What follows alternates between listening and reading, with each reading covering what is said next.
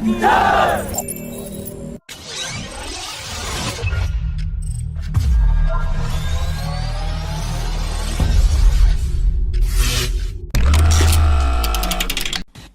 Indian Air Force has successfully test-fired a Brahmos air-launched supersonic cruise missile from a Su-30 fighter jet on the eastern seaboard, and this test was carried out in close coordination with the Indian Navy.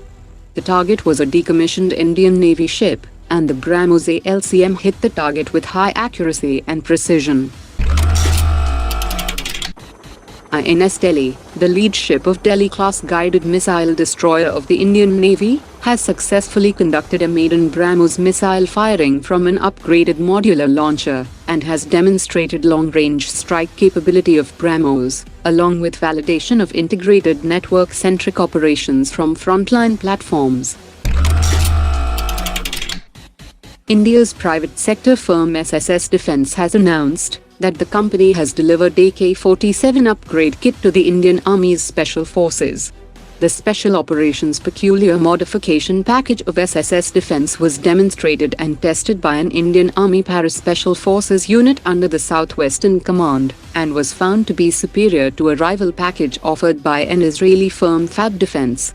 The AK-47 upgrade package involves the integration of a rugged dust cover that fits without any external locking mechanism, a new tactical buttstock, a new gas tube, quad rail forend, and a flash suppressor.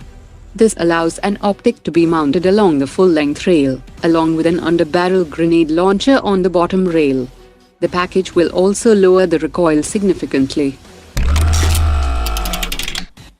Bharat Electronics Limited has emerged as the sole bidder in the bid to manufacture and supply the DRDO-developed infrared search and track system for the Tejas Mark II fighter jet program. The Aeronautical Development Agency is building 2 prototypes of the Tejas Mark II aircraft that will initially feature an imported IRST system that will later be replaced with the DRDO-developed IRST system. The Marg 155mm 39 caliber mountain artillery gun developed by Bharat Forge Limited is currently in advanced stage of user trials by the Indian Army. The Marg ultralight howitzer is mounted on a 4x4 medium-duty general service logistic vehicle, and the weight of the fully kitted gun is 18 tons. Recently issued tenders have revealed a clear schematic design of the 550 km range Rudram-3 anti-radiation missile system. Integration of the Rudram-3 missile on Su-30 aircraft is already in progress, and 20 units are being fabricated to be used for developmental trials. The air-launched Rudram-3 will feature a passive homing seeker, and the first stage will have a single-stage booster, and the second stage will have a dual-pulsed motor, and will have fixed wings and control surfaces in both stages. The Rudram-3 will follow a quasi-ballistic trajectory, and will have hypersonic speed at terminal stage. Gliders India Limited, that has recently been carved out of the Ordnance Factory, has secured its first export order of DRDO-developed parachute to a foreign country. Officials have said that the company has already supplied more than 2,000 parachutes for defense applications. After its recent offer of C-390 Millennium to the Indian Air Force, Embraer has now offered its A-29B Super Tucano light attack aircraft to India, and has said that the aircraft is well suited for missions in and around India's border.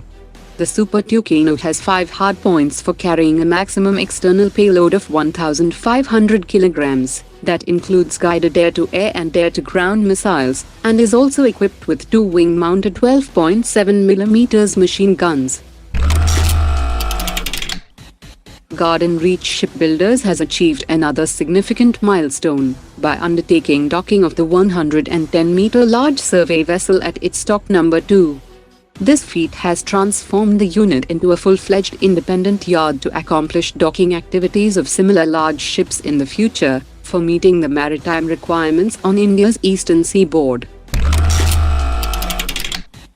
The Chennai-based Hawking Defence Services Private Limited has signed a Memorandum of Understanding with the Australian UAV Technologies to establish a joint venture company.